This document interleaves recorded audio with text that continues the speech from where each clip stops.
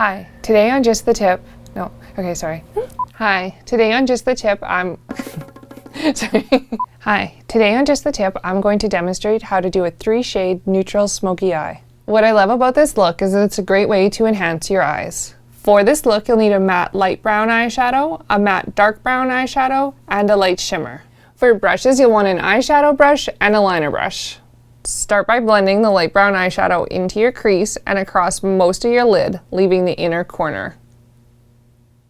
Next, add the dark brown eyeshadow to the outer edge of your eyelid. Next, use your liner brush to add the light brown eyeshadow underneath your bottom lash line, wiggling the brush back and forth as you add it to create a soft line.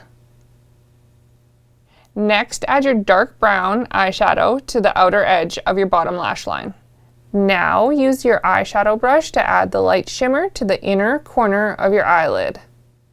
So what I love about a neutral smoky eye is it really enhances your eye shape and color. Let's fill in the other side.